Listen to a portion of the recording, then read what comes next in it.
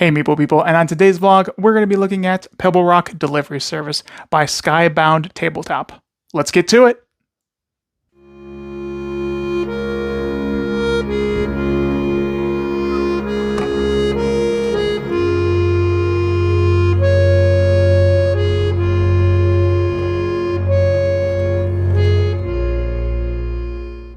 Why hello, Sarah. Hi there. What game are we playing today again? Today we are playing a Pebble Rock Delivery Service, a game for 2 to 4 players that takes about 30 to 45 minutes to play. I am really excited to play this one because I actually followed the sort of like design of this game for quite a while before it was published. I just fell in love with the little worlds that the designer has created here and the characters that live in that world. And I followed some of their like design journals and their like updates and stuff like that as they were creating this game. And I'm not sure exactly what happened because there was a little bit of a focal shift for them. But then later the game was published by Skybound Tabletop. So it was at our friendly local game store and I saw it and I got really excited. So we bought it and we played a couple of practice games, and I think it's really cute and fun, and it's a good entry weight pick up and deliver sort of game. So I'm excited to get to show it to y'all today. Would you like to know a little bit about how it plays? Yes, please. All right. So in Pebble Rock Delivery Service, we are little animals, and we are sailing around the area of Pebble Rock, and we are visiting different areas of Pebble Rock. So there's a bunch of different minor islands. There's also some major islands. And then here in the center, we have the lighthouse. And we're visiting these locations to sort of pick up and deliver goods and passengers and do other things, interact with characters that we'll meet and that kind of stuff.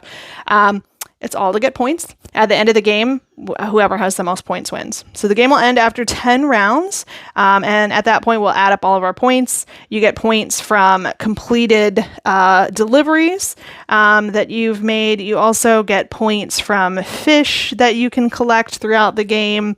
We each get a sort of like a secret objective called an assignment at the beginning of the game. And if you meet your objective there, you get some extra points. And then there's also points if you end the game at the lighthouse. So as we play the game, we're going to be collecting points from all these various areas. And like I said, at the end of 10 rounds, whoever has the most points wins. So the way that it works is at the start of your turn, you're going to choose which of these sets of die you want to use. You can either use the green die or the red die. They both have a numbered die. And this is going to tell you how far your character can move. The red die has higher numbers than the green die, but it also forces you to roll this danger dice, where the green die allows you to roll a rewards die instead. So you can go further, but potentially interact with danger, or you could move a little bit more slowly, but get some rewards as you go. So at the beginning of your turn, you have to choose which of these sets of die you'd like to use. If you are the player in last place, you actually can use this numbered die and this green rewards die. But if you're not, or if you're tied, then you have to choose which of these you'd like to use. Once you've decided which set you're going to use, you'll roll them. And then there are going to be a couple of things that you'll need to do. This number right here tells you the number of spaces that you can move up to on your turn. So I can move up to 3 spaces on my turn. And this die right here is going to tell me what sort of reward that I get along the way. This fish symbol means that I'll roll this die and I'll get that number of fish from the supply over here. The fish are useful for allowing you to move additional spaces. So if I had fish in my supply and I wanted to move, maybe I want to move 5 spaces instead of 3. I can pay 2 fish and move 5 spaces instead of 3. So that's what the fish are good for. They're also worth points at the end of the game. On this die, there's also Maisie the whale, which is this character right here. And this one right here which doubles the value of your number. So if I'd rolled this here, I can move up to 6 spaces instead. The red die, like I said, they just have a higher number on this die here, and then they have a couple of results as well. They have Larry the Shark, which is this fellow right over here. They have Roberto, the Dread Pirate Roberto, which is this fellow right here. And then they have this, I can't remember what it's called, but I think it's like a whirlpool. Yeah, it's like a it's whirlpool. like a bonus. Yeah, so the way that these work is if you encounter Maisie the Whale or Roberto or Larry, then you'll interact with those characters as you move about the board as you're making your movement here. If you roll the whirlpool, then you'll take and place a whirlpool token somewhere adjacent to your current location. And then other players will get to move further should they land on that whirlpool. Or maybe if you land on it in a future turn, you'll get to move a little further. So the characters that we can interact with, like I said, they are Maisie the Whale, Larry the Shark, or the Dread Pirate Roberto. Maisie, every time that you would move past Maisie, you get a piece of cargo from the supply. So this is going to be the cargo. And as long as you have a spot for it on your boat, you can pick up a piece of cargo every time you pass Miss Maisie on your turn. The Shark, Larry the Shark, he is going to come and eat some number of fish from your supply. So when you interact with Larry, you'll roll the fish die and he'll eat that number of fish, or as many as possible if you don't have that many. And finally, interacting with the Dread Pirate Roberto means that he will come and he'll steal a piece of cargo from your ship. So these are characters that you may interact with on your turn. If you would interact with one more than once on your turn, you only get to do it once, or you only have to do it once. They will either help or hinder you as you go through the game. But if you interact with the Dread Pirate Roberto, there's a sort of a double-edged sword with him, because around the island there are 4 of these treasure chests that players can pick up. And if you pick up a treasure chest, you cannot look at it, and it takes up a space in your cargo hold. But if you actually take it to the Dread Pirate Roberto, he will give you a number of points. And there are quite a few points. I believe the lowest value token is the 10. I think there's 2 10s, an 11, and a 12, I think. So if you take that treasure to Roberto, you'll get those points for it. However, if Roberto would interact with you before you're able to voluntarily give him that treasure, he'll just take it from you instead, and it won't be worth anything. Yeah, he is a pirate after all. So what's going to happen on a player's turn is they're going to choose which set of dice that they want to roll. They'll roll those dice. They'll interact with characters. They'll maybe place tokens. They'll move about the board. And what you're doing as you're moving about the board is you're trying to fulfill these contracts right here, which there are 3 face-up available at any time. And basically, they're going to require you to deliver some cargo to some location, or they're going to have you pick up a passenger and deliver them to some location. So for example, if I wanted to fulfill the order to Walrus Hut, I would need to take 3 pieces of cargo to Walrus Hut, which is this location right here. For Bear Haven, I would need to take 3 pieces of cargo to Bear Haven, which is this location right here. And for Turtle Retreat, if I wanted to do this one here, I would actually pick up a passenger at Turtle Retreat. So I would have to stop at Turtle Retreat, which is right here. I would stop on any one of the spaces surrounding this island here, and I would pick up that card as well as a passenger token, and I would add that passenger to my cargo hold, and then I would carry them to their preferred destination, which for this particular passenger, they want to go to Lemming Retreat, which is over here. So I would carry them on my boat to Lemming Retreat, and eventually I would hopefully drop them off somewhere on Lemming Retreat. And if I do that, then I'm able to score this number of points. So that's what you're doing on your turn. You're interacting with these characters, you're moving about the map, you're trying to fulfill these deliveries or drop these passengers off.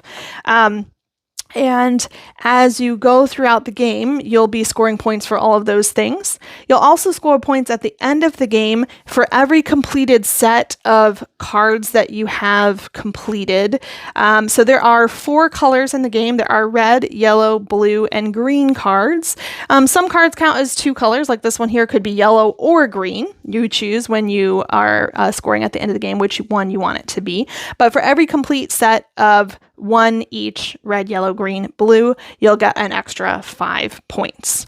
You'll also add the points from your assignment if you were able to pull that off throughout the game, and any points for extra tokens that you have or that kind of thing.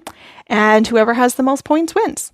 There's a few other things here and there. There's some items that you can get from a market, and that's probably really the only thing I didn't talk about. A little bit some movement restrictions, like landing at the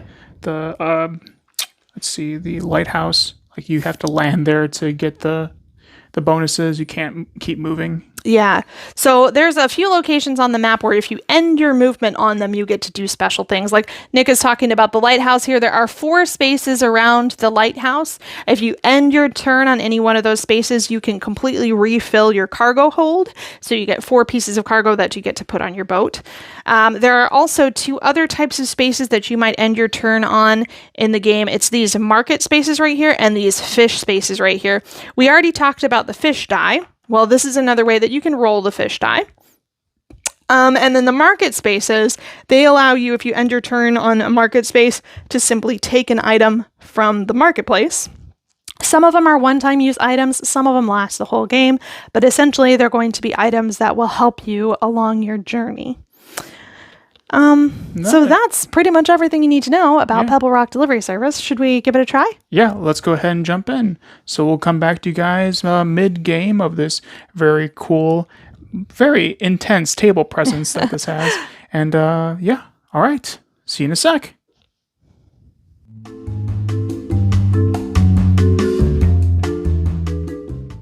Welcome back, Meeple people, and we are in the thick of it of Pebble Rock Delivery Service by Skybound Tabletop. And let's go to Sarah and see how she's doing so far in this midway point of the game.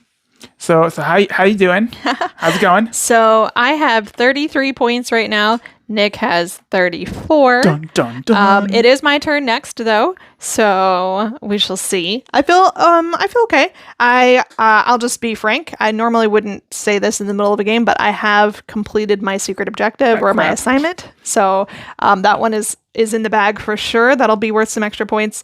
I've also completed half of the color set that I need to get extra points. For every color set that I get 5 extra points. So I've got 2 of the 4 colors needed for that. So I'm doing well. I've got quite a lot of fish, which are either going to be worth points at the end of the game, or they're going to allow me to continue to move further on my turn than the die would otherwise allow. So that's nice. You have an upgraded hull. Yeah, I have an upgraded hull. So normally the hull only holds 4 pieces of cargo, but my upgraded hull holds 5, which is very useful. It gives her just 1 more, but that's quite useful and quite punishing at times for me. It's nice. But Nick gets an extra fish every time that he goes fishing, which is really nice for him too. So gear. I feel like we're doing well. I need to go pick up some more cargo. So you can get cargo in one of 2 ways. You can either go to Pebble Rock and sit on the dock and get cargo that way, but you have to end your turn at the dock to do that. So I would have to kind of spend a turn to be able to do that, but I would be able to refill my cargo hold. Or I could try to run into Maisie the whale as I play through the game.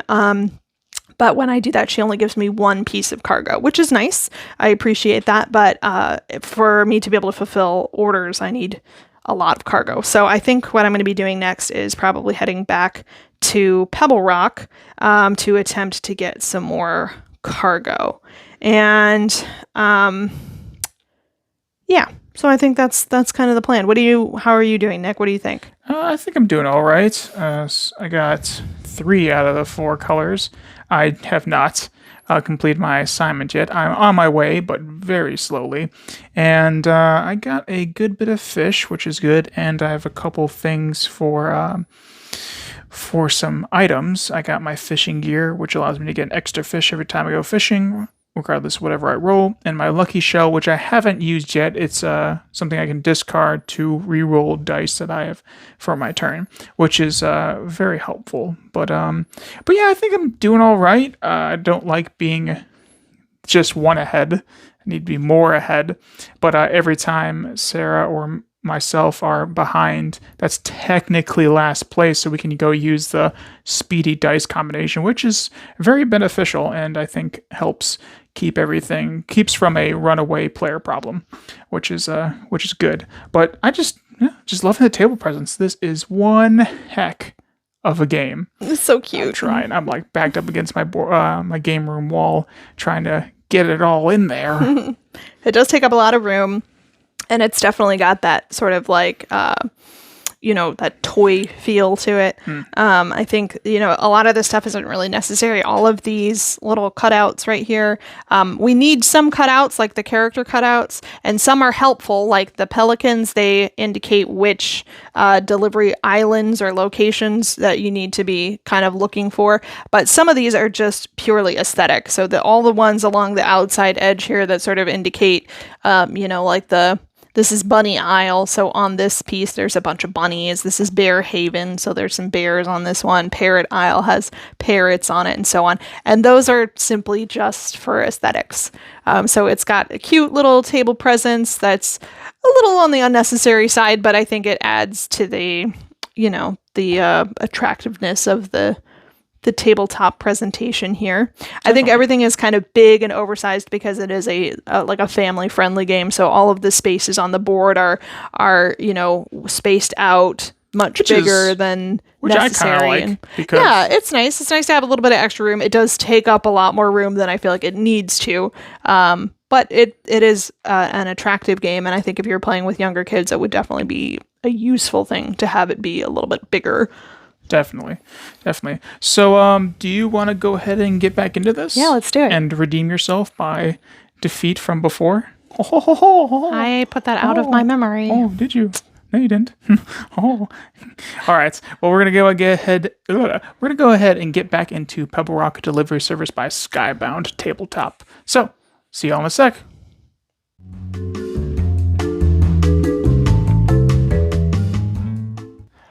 Welcome back, Meeple people, and sad to say, I lost, and I lost pretty hard, so let's go. It's only by 10 points. Only by 10 points, ladies and gentlemen. I get my teeth kicked in by 10 points.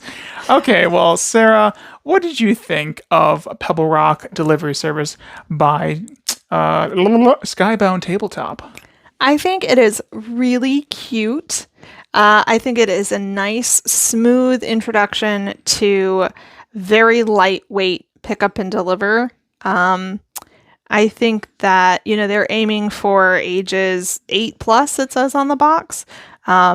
So I feel like, they've definitely achieved a sort of child-friendly introduction to pick up and deliver.